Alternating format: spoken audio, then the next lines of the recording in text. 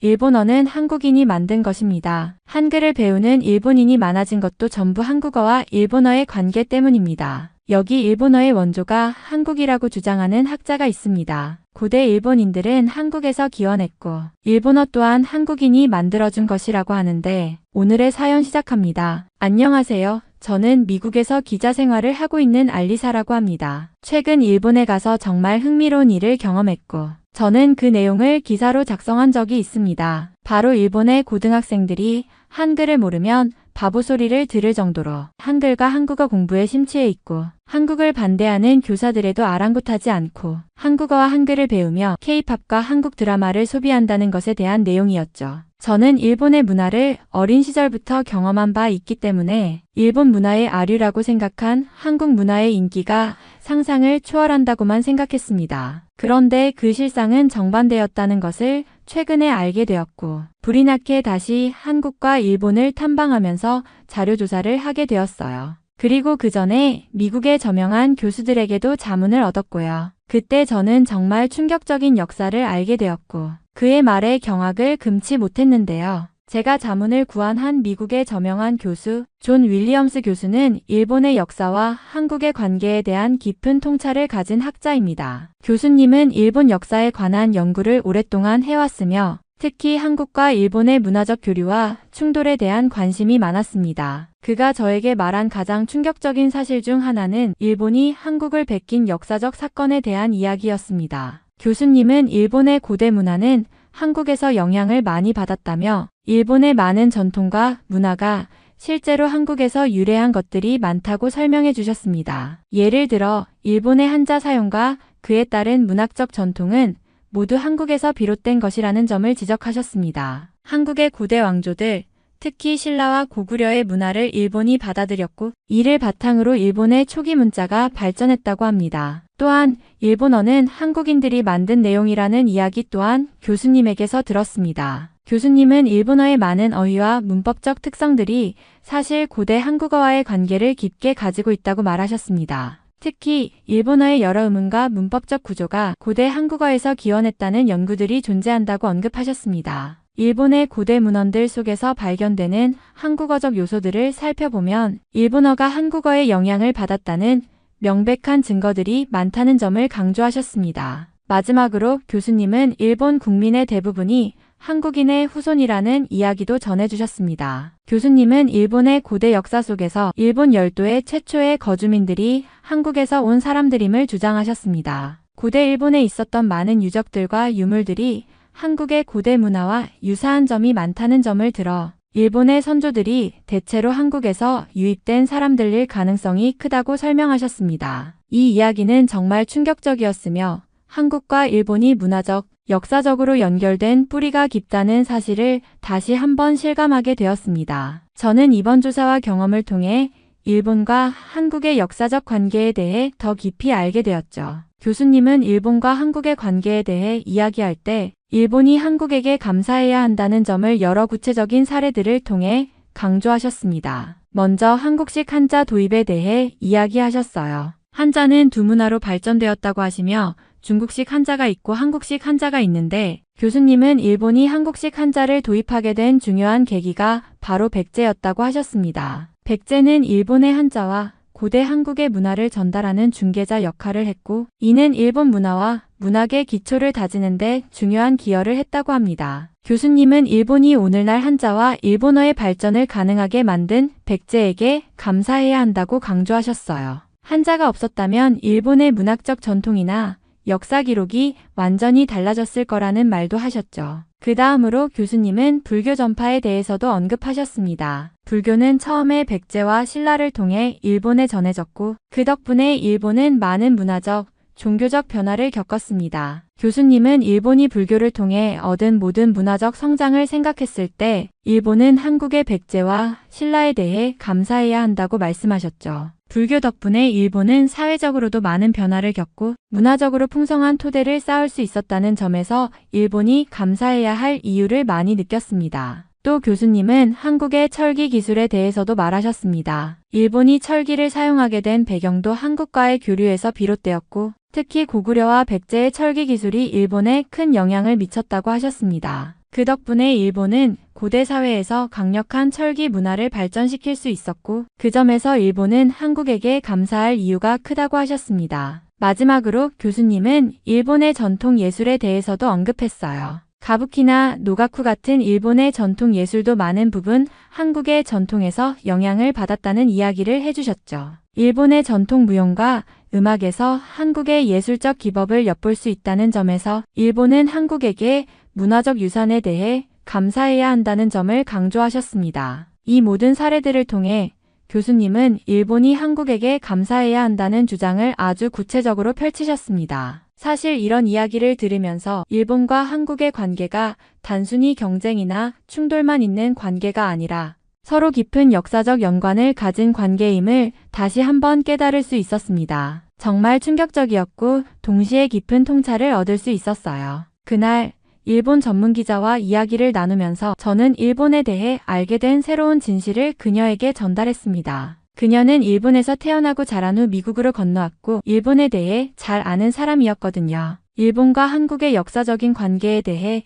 이야기하며 일본이 한국에게 많은 영향을 받았다는 사실을 설명했죠. 예를 들어 한자 도입과 불교 전파, 철기 기술 등을 이야기하면서 일본이 한국을 통해 얻은 문화적 유산에 대해 말했어요. 그러나 그녀의 반응은 정말 놀라웠습니다. 그녀는 처음에는 믿을 수 없다는 표정을 지었고 점점 얼굴이 경악으로 바뀌었습니다. 그렇게 충격을 받은 그녀는 말없이 잠시 침묵하다가 결국 입을 열었습니다. 이건 정말 처음 듣는 이야기예요. 일본에서 자라면서 그런 얘기는 한 번도 들어본 적이 없어요. 그녀는 자신이 일본에서 받은 교육을 떠올리며 일본은 항상 자신이 문화적으로 우수하다고 배웠고 그 속에서 한국이 일본을 베꼈다는 주장만 들어왔다는 사실을 털어놓았어요. 일본에서는 일본이 문화적으로 선도적인 나라라고 가르치고 그와 동시에 한국은 일본의 영향을 받아 발전한 나라라고 배운 것이죠. 그럼에도 불구하고 제가 말한 한국이 일본에 영향을 준 역사적 사실들은 그녀에게 매우 충격적이었다고 했습니다. 한국이 일본에게 영향을 준다고? 일본에서 배운 것과는 너무 다른 얘기예요. 우리는 언제나 일본이 다른 나라들에 영향을 주는 나라라고 배웠어요. 특히 한국은 일본을 따라 하려고 했다는 얘기만 들었지 그 반대는 생각도 못했어요. 그녀는 계속해서 일본에서 자주 접하는 교과서와 미디어에서 일본의 문화적 우월성이 강조되고 한국은 일본을 모방한 나라로 묘사되는 것에 대해 이야기했어요. 일본에서는 한국 문화의 유입이나 한국이 일본에 미친 영향을 인정하지 않는 경향이 매우 강하다는 거죠. 그래서 일본인들 대다수는 한국이 일본을 따랐다는 생각을 자연스럽게 믿고 있다고 했습니다. 그녀는 결국 제가 전해준 역사적 사실들에 대해 믿기 어려운 현실을 받아들이기 힘들어하며 자신이 지금까지 가졌던 일본에 대한 인식이 완전히 잘못된 것 같다는 느낌을 받았다고 했어요. 그동안 일본에서는 이런 사실들을 전혀 알려주지 않았어요. 일본에서 자라온 사람으로서 이걸 듣고 나니까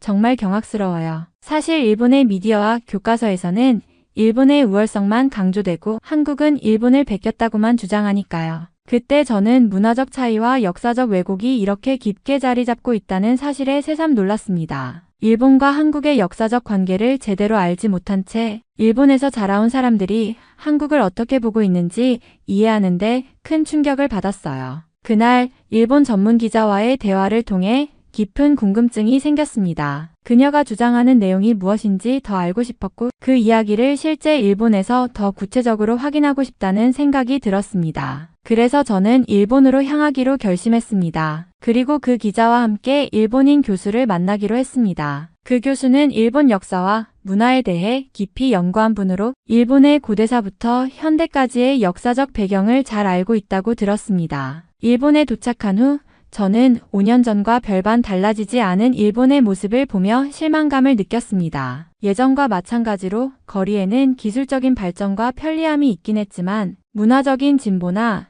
사회적 변화에서는 별다른 차이를 느끼지 못했습니다. 특히 제가 일본에서 바라보던 한국과의 관계에 대한 시각이 여전히 변화가 없는 것을 보며 발전이 더디다는 사실에 실망감을 금할 수 없었습니다. 일본은 한류와 한국 문화의 영향을 받으면서도 여전히 한국을 바라보는 시각은 변하지 않았습니다. 그 모습이 그대로였죠. 일본에 도착한 후 우리는 작은 카페에서 그 교수와 만났습니다. 교수는 우아한 옷차림에 조용하고 침착한 인상으로 우리를 맞아주었고 우리는 한국과 일본 역사에 대한 이야기를 시작했습니다. 교수는 일본의 고대사에 대해 자신이 연구한 바를 이야기하며 일본이 한국의 영향을 많이 받았다는 사실에 대해 처음에는 조금 꺼려하는 모습이었습니다. 그러나 기자와 함께하는 자리였기 때문에 점차 솔직한 의견을 내기 시작했어요. 임나의 본부설은 일본 고대사에서 중요한 이론입니다. 일본은 고대부터 한반도 남부에 영향을 미쳤으며 심지어 그 지역을 지배하기도 했습니다. 일본은 고대 한국의 임나 지역을 통치했다는 기록이 남아 있습니다. 일본이 고대 한국을 지배했었다는 주장이 결코 허구가 아니라는 사실을 강조하고 싶습니다. 교수의 말에 따르면 일본은 임나의 본부라는 이름의 행정기구를 한반도 남부에 두고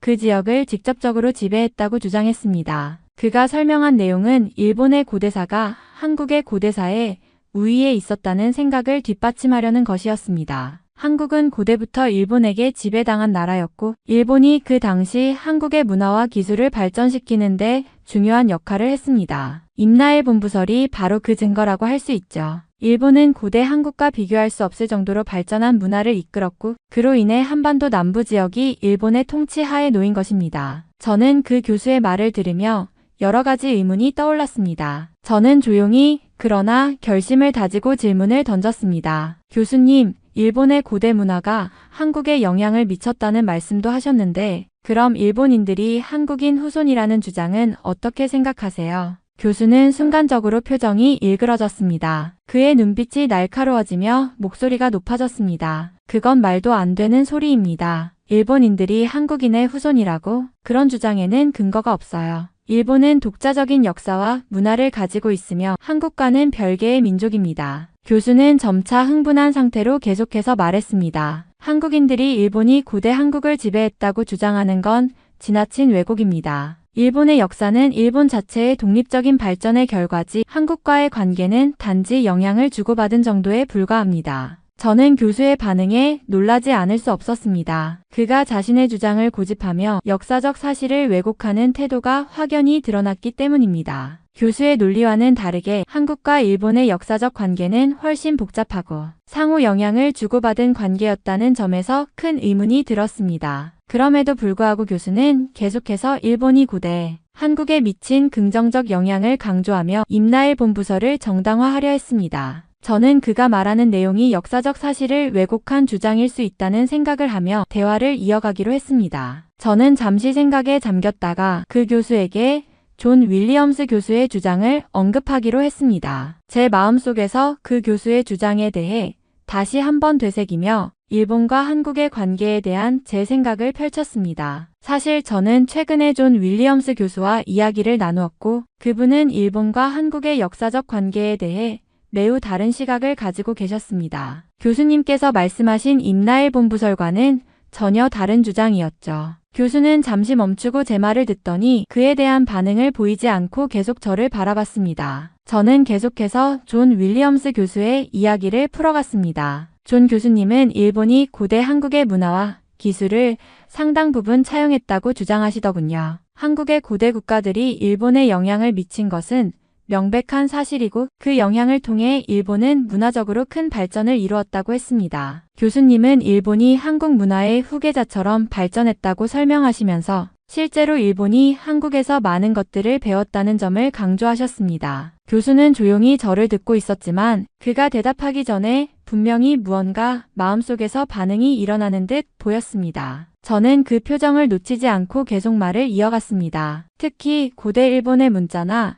고대 일본의 정치 구조, 그리고 불교의 전파와 같은 부분에서 한국의 영향이 크다는 이야기를 하셨습니다. 일본이 고대 한국을 지배했다고 주장하는 대신 오히려 한국이 일본의 발전에 중요한 역할을 했다는 것입니다. 그 교수님의 말에 따르면 한국이 일본에게 문화적 토대를 마련해준 셈이죠. 교수는 손에 들고 있던 커피잔을 잠시 내려놓고 제 말을 듣고 있었습니다. 그 표정에서 무언가 갈등하는 듯한 기색이 엿보였지만 저는 계속해서 말을 이어갔습니다. 그리고 교수님은 한 가지 중요한 사실을 강조하셨습니다. 바로 일본 국민의 많은 부분이 한국인 후손이라는 점이었습니다. 일본의 야마토족과 한국의 고대 민족들 사이의 연관성이 점차 밝혀지고 있다는 연구 결과들이 늘어나고 있다는 이야기였습니다. 그 말을 듣자 교수는 다시 한번 불편한 기색을 드러내며 눈살을 찌푸렸습니다. 마치 그런 말을 들을 준비가 되어 있지 않은 듯이 보였습니다. 그런 말은 전혀 근거가 없는 얘기입니다.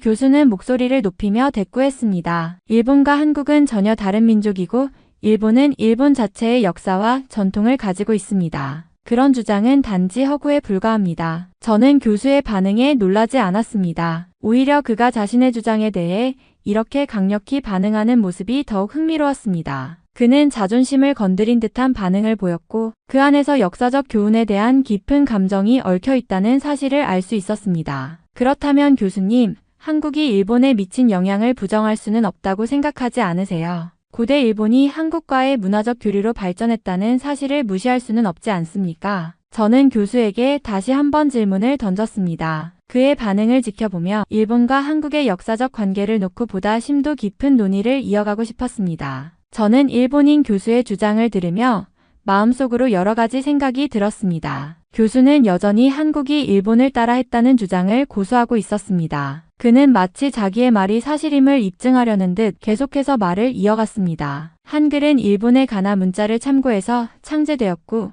한국의 고대 문화 또한 일본의 영향을 받았다. 그런 점에서 일본이 한국보다 먼저 문화를 형성한 것이며 한국은 일본을 모방한 것이다. 교수의 목소리는 확신에 차 있었고 그의 눈빛은 결코 흔들리지 않았습니다. 하지만 저는 그 주장을 받아들일 수 없었습니다. 저는 존 윌리엄스 교수의 연구를 통해 배운 사실들을 떠올렸습니다. 존 교수는 역사적 사실에 기반을 두고 한국이 일본의 문화적 영향을 받지 않았으며 오히려 일본이 고대 한국에게 많은 영향을 받았다고 주장했습니다. 그런데 이 일본인 교수는 일본 우익 세력의 주장을 그대로 따르고 있는 듯 보였습니다. 일본이 한국을 지배했으며 한국은 일본의 문화를 베꼈다는 주장은 역사적 사실을 왜곡한 것임을 명백히 알 수 있었습니다. 저는 존 교수의 연구를 바탕으로 이야기할 때 일본이 한국의 문화와 역사를 바탕으로 발전해왔다는 사실을 믿습니다. 저는 교수의 주장에 반박하며 말했습니다. 일본은 한국의 고대 문화를 그대로 따라한 것이고 한국의 불교, 정치체제, 문자체계 등은 모두 일본이 영향을 받았던 부분입니다. 교수는 잠시 저를 바라보았고 이내 그가 느꼈던 충격을 감추지 못한 채 대답했습니다. 그건 전혀 사실이 아닙니다. 한국이 일본을 따랐다는 주장 자체가 말도 안 되는 소리입니다. 역사적으로 일본은 항상 자립적인 문화를 만들어온 나라였습니다. 하지만 저는 그 주장을 더 이상 참지 못했습니다. 사실을 기반으로 한 연구는 단지 일본의 입맛에 맞추어 역사적 사실을 왜곡하는 것과는 다르다는 것을 분명히 해야 했기 때문입니다. 교수님, 일본은 사실 고대 한국과의 문화적 교류를 통해 발전한 것입니다. 일본이 한국을 지배했다는 주장은 역사적 진실을 외면한 것입니다. 일본은 고대 한국에서 배운 문화를 바탕으로 발전했으며 그 사실을 부정하는 것은 역사 왜곡입니다. 교수는 이제 제 말을 듣고는 화를 내며 일어섰습니다. 그만큼 한국의 영향력을 부정하는 것은 불가능하다고 주장하는 것이지 일본은 한국을 따라한 나라가 아니라 독립적으로 발전해온 나라라는 점을 인정해야 한다고 생각합니다. 그 순간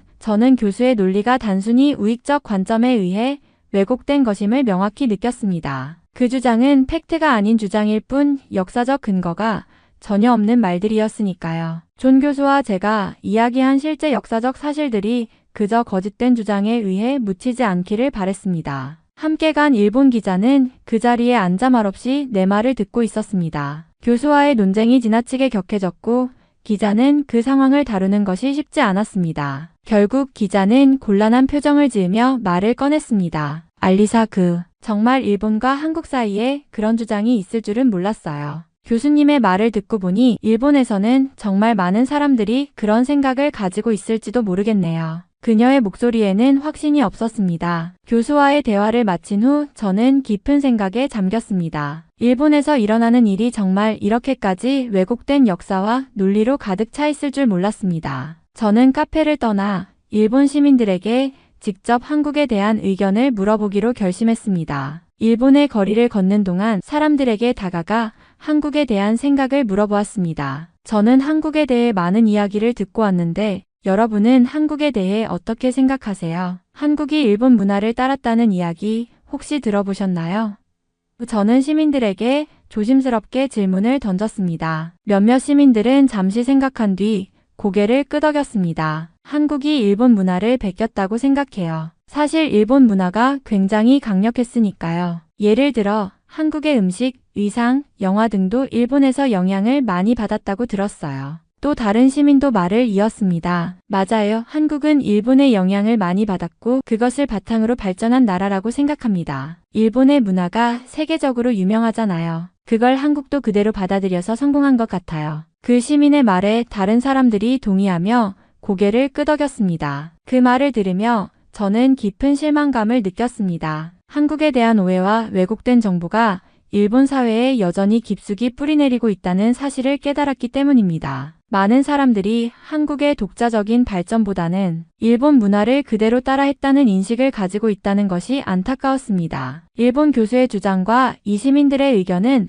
마치 서로 일치하는 부분이 많았습니다. 그렇지만 저는 여전히 믿고 있었습니다. 한국은 독립적인 문화와 역사를 가진 나라라는 사실을, 이 인식이 바뀌어야만 일본과 한국 간의 진정한 이해가 가능할 것이라고 확신했습니다. 거리를 떠나 한 식당에 들어갔습니다. 그곳은 일본의 작은 골목길에 있는 식당으로 분위기도 아늑하고 현지인들이 자주 찾는 곳처럼 보였습니다. 메뉴를 고르려던 찰나 제 눈에 띄었던 건 벽에 걸려있는 작은 간판이었습니다. 그 간판에는 한국인 금지라는 글귀가 적혀 있었습니다. 순간 머리가 멍해졌습니다. 처음에는 그 글귀를 제대로 이해하지 못하고 다시 한번 쳐다보았지만 글자는 분명히 그렇게 적혀 있었습니다. 한국인에 대한 혐오의 메시지가 분명히 담겨 있었습니다. 제 마음은 순식간에 무겁고 충격적인 감정을 느꼈습니다. 일본에 온 지 얼마 되지 않았고 일본인들의 문화를 긍정적으로 보고 있었던 터라 이런 글귀를 보는 것이 너무나도 충격적이었습니다. 그 글귀가 제가 이미 느꼈던 일본에 대한 복잡한 감정을 더욱 깊게 만들어주었고 그곳에서 느꼈던 불편한 기분은 말로 표현할 수 없을 정도로 강렬했습니다. 한국인 금지 그 문구는 단순한 주의사항이나 안내문이 아니라 누군가의 감정과 이념을 드러내는 메시지였습니다. 제가 이 글귀를 보게 된 것은 우연이었지만 이 한 문장이 일본 사회에서 여전히 존재하는 반한국적인 정서를 대변하는 것처럼 느껴졌습니다. 일본 사회에서 한국에 대한 인식이 여전히 왜곡되고 부정적인 면이 존재한다는 사실을 다시 한번 직시하게 되었고 저는 더 이상 그 식당에 있을 수 없었습니다. 그 자리를 떠나며 제 안에서 억눌러왔던 감정들이 한꺼번에 터져나오는 것 같았습니다. 한국과 일본 사이의 갈등과 오해는 단순한 역사적 사실을 넘어 지금도 여전히 사람들의 마음속에서 살아 숨쉬고 있다는 사실을 깨닫게 되었습니다. 그 충격적인 사건을 뒤로하고 저는 한국으로 향했습니다. 일본에서 느꼈던 불편한 감정과 오해를 씻어내기 위해 한국에서 새로운 경험을 하기로 결심한 것입니다. 도착한 서울의 풍경은 그야말로 놀라움 그 자체였습니다. 서울에 도착하자마자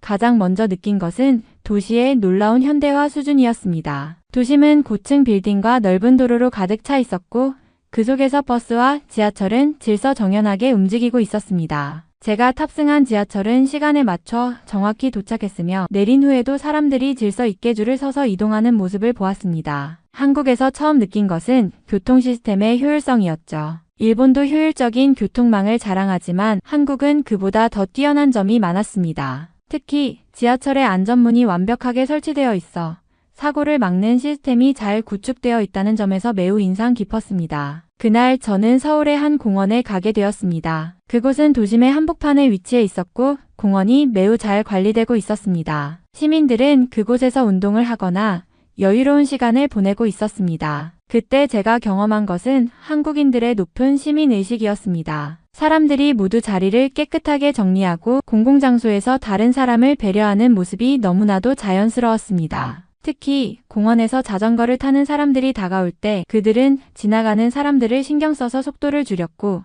모두가 함께 공존할 수 있도록 배려하는 모습이 인상적이었습니다. 그날 저녁 저는 서울의 한 음식점에 갔습니다. 분위기는 아늑하고 직원들은 매우 친절했습니다. 음식이 나왔을 때 저는 조금 당황했는데 음식이 나오는 속도와 정확도가 매우 빨랐기 때문입니다. 주문한 음식이 정확하게 나왔고 요리사의 손길이 느껴지는 맛이었습니다. 식사를 마친 후 점원이 저에게 식사는 괜찮으셨나요?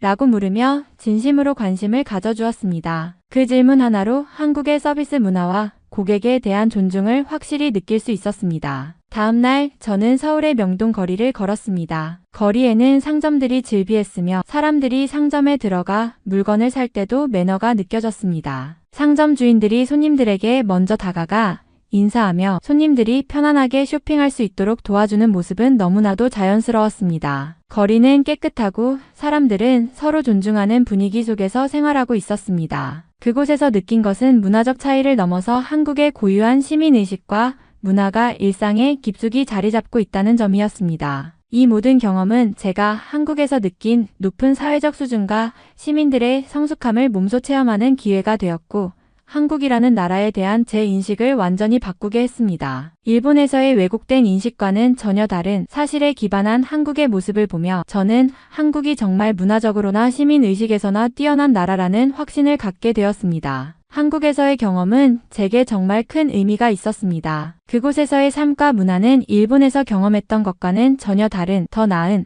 더 효율적이고 인간적인 사회의 모습을 보여주었습니다. 한국에 있는 동안 저는 현지인들에게 일본에 대한 인식을 물어보기로 했습니다. 일본에서의 경험이 저에게 많은 혼란을 주었기에 한국인들은 일본에 대해 어떻게 생각하는지 궁금했습니다. 그래서 여러 사람들에게 일본과 한국의 역사적 관계에 대해 물었고 그들의 답변은 예상보다도 차분하고 이성적이었습니다. 대부분의 한국인들은 일본에 대해 대체로 좋은 감정을 가지고 있었습니다. 물론 일본에 대한 역사적 갈등이 여전히 존재하지만 그들은 일본 문화와 일본인들을 개인적으로 비판하지 않았습니다. 일부는 일본의 기술력, 인프라, 그리고 문화적 성취를 높이 평가했으며 심지어 일본의 음식, 애니메이션, 기술 등을 사랑한다고 말했습니다. 그들은 일본을 이웃 나라로서 존중하는 태도를 보였고 서로 협력하는 것이 중요하다고 생각하는 듯 했습니다. 일본이 한국을 베꼈다는 주장에 대해서는 특별히 관심을 보이지 않았습니다. 대신 그들은 이미 역사가 증명해왔다는 내용을 말했습니다. 우리가 어떤 나라의 문화를 영향을 주었고 어떤 문화를 받았는지는 중요하지 않다. 이미 한국은 역사적 사실을 통해 이 모든 것을 증명해왔다는 식의 답변을 들을 수 있었습니다. 그들의 말은 일종의 확신을 바탕으로 한 것으로 과거의 사건들에 대한 감정적 반응보다는 사실에 대한 이해가 더 강조되고 있었습니다. 한 사람은 이렇게 말했습니다. 역사는 흐르고 시간이 지나면 진실은 드러나게 마련이다. 일본과 한국은 서로 다르지만 결국 두 나라 모두 아시아의 중요한 부분이고 서로 배우고 협력해야 한다는 점에서 공통점이 많다. 이런 대답을 들을 때마다 저는 한국인들이 역사적 갈등을 초월하려는 의지가 강하다는 생각을 하게 되었습니다. 그들이 일본이 한국을 베꼈다는 주장에 큰 관심을 두지 않는 이유는 이미 역사가 자신을 증명해줬기 때문인 것 같습니다. 근대 역사와 문화적 교류, 그리고 과거의 일본의 지배와 그 영향에 대한 논의는 이제 더 이상 그들에게 중요한 주제가 아닌 듯 보였습니다. 한국 사회는 과거의 상처를 치유하고 미래를 향해 나아가는 방향에 더 집중하고 있다는 인상을 받았습니다. 그들의 관점에서 일본이 한국을 베꼈다는 이야기는 과거의 일이었고 그것에 집착하기보다는 이제 두 나라가 서로 존중하고 발전해야 한다는 생각이 우선인 듯 보였습니다. 이는 역사를 극복하고 현재와 미래에 집중하려는 한국의 성숙한 태도를 잘 보여주는 부분이었습니다. 결국 한국인들의 일본에 대한 감정은 감정적인 대립보다는 실용적이고 미래지향적인 방향으로 나아가려는 의지가 강하게 느껴졌습니다. 미국으로 돌아가는 비행기 안에서 저는 지난 며칠 동안의 여행과 경험을 되짚어보며 깊은 생각에 잠겼습니다. 일본에서의 여러 사건들과 한국에서 느낀 문화적 차이, 그리고 양국 간의 역사적 갈등에 대한 이야기가 머릿속을 떠나지 않았습니다. 일본의 현실을 보고 나서 저도 충격을 받았지만 함께 다닌 일본인 기자 역시 예상치 못한 충격을 받았다는 사실에 더욱 놀랐습니다. 그녀는 처음에는 일본의 우익적 시각에 가까운 입장을 고수하며 한국의 역사나 문화에 대해 비판적인 시각을 보였던 사람 중 하나였습니다. 하지만 함께 일본을 탐방하면서 그녀는 일본의 현실과 왜곡된 역사 인식에 대해 점차 고백하기 시작했습니다. 임나엘 본부서를 비롯한 일본 우익 세력의 주장들이 일본 사회에서 어떻게 뿌리내리고 있는지, 그리고 그것이 실제 역사적 사실과 얼마나 동떨어져 있는지 깨달은 순간이었습니다. 그녀는 일본에서 사람들이 여전히 한국을 부정적으로 평가하거나 왜곡된 역사적 관념에 의해 영향을 받는 것을 목격하며 점점 말을 잃었습니다. 특히 한국의 문화와 시민들의 의식 수준에 깊은 인상을 받았고 일본이 한국을 베꼈다는 주장을 정당화하는 근거가 부족하다는 점을 스스로 인정하게 되었습니다. 비행기에서 창 밖을 보며 저는 일본과 한국 사이의 깊은 역사적 간극을 다시 한번 생각했습니다. 일본의 역사 왜곡과 그로 인해 생긴 정치적 갈등이 여전히 양국 사이에서 큰 장벽이 되고 있다는 사실을 실감하며 그들이 서로의 문화를 인정하고 교류하는 것이 얼마나 중요한 일인지를 다시 한번 되새겼습니다. 그 기자는 자신이 그토록 믿어왔던 일본의 우월한 역사관과 문화적 주장이 결국 어떻게 왜곡된 시각에서 비롯된 것인지를 깨닫게 되었다고 말했습니다. 그리고 자신도 더 이상 일본이 한국을 베꼈다는 주장에 동의할 수 없다고 고백했습니다. 내내 침묵을 지켰던 기자가 갑자기 말을 꺼내며 말했습니다. 이 여행은 제게 큰 충격이었습니다. 일본에서 일본인으로서 자부심을 느끼며 살아왔는데 이제 그 자부심을 되돌아보게 되었습니다. 제가 믿었던 것들이 사실이 아니라는 걸 알게 되니까 일본의 역사적 왜곡이 이렇게 심각하다니 정말 부끄럽습니다. 그녀의 말에 저는 고개를 끄덕였습니다. 한국에서 보았던 시민들의 높은 의식 수준과 그들이 얼마나 과거의 상처를 딛고 나아가려는지에 대한 깊은 인상을 떠올리며 저는 양국의 미래가 어떤 방향으로 나아가야 할지에 대해 진지하게 고민했습니다. 미국으로 돌아가는 길, 저는 한국과 일본 그리고 그들의 역사적 관계를 어떻게 바라보아야 하는지에 대한 더 많은 고민을 하게 될 것임을 느꼈습니다. 양국이 더 이상 과거의 상처에 얽매이지 않고 서로를 이해하며 발전하는 방향으로 나아갈 수 있을까? 그 가능성에 대해 진지하게 생각하게 되었습니다. 미국으로 돌아온 후 저는 여행 동안 얻은 정보와 경험을 바탕으로 기사를 작성하기 시작했습니다. 일본의 역사 왜곡과 그로 인한 정치적 갈등에 대해 다루는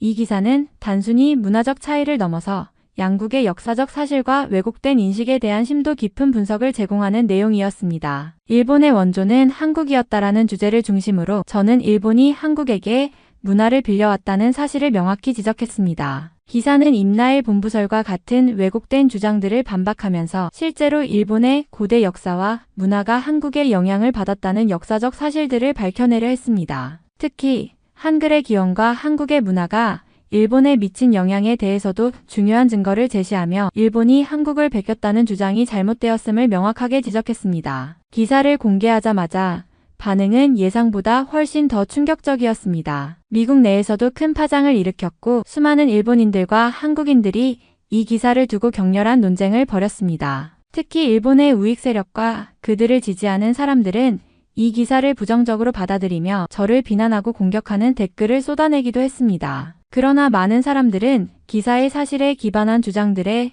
큰 충격을 받았고 일본의 역사에 대한 완전히 다른 시각을 제공받은 것에 대해 당혹감을 감추지 못했습니다. 기사를 읽은 일본인들 중 일부는 자신들이 그토록 믿어왔던 역사적 인식이 왜곡되었음을 깨닫고 충격을 받았으며 한국이 일본을 베꼈다는 주장이 사실이 아니라는 것을 알게 되었습니다. 그들은 특히 임나일 본부설과 같은 이야기가 역사적 사실과 맞지 않다는 것을 인식하기 시작했습니다. 또한 한국의 문화와 기술이 일본에 큰 영향을 미쳤다는 사실을 받아들이기 시작한 사람들이 점점 늘어나게 되었습니다. 반면 일부 일본 우익 단체나 보수적인 관점을 가진 이들은 저를 비난하고 기사에 대한 반박을 시도했습니다. 그들은 자신들의 고집스러운 시각을 고수하며 기사의 주장을 부정하려는 시도를 계속했습니다. 그러나 그럼에도 불구하고 많은 일본 사람들이 자신의 역사에 대해 다시 한번 생각해보게 되는 계기가 되었습니다. 저는 이 기사를 통해 일본과 한국이 과거의 상처를 치유하고 서로의 문화를 존중하며 교류할 수 있는 가능성에 대해 다시 한번 생각하게 되었습니다. 양국의 역사적 관계에 대해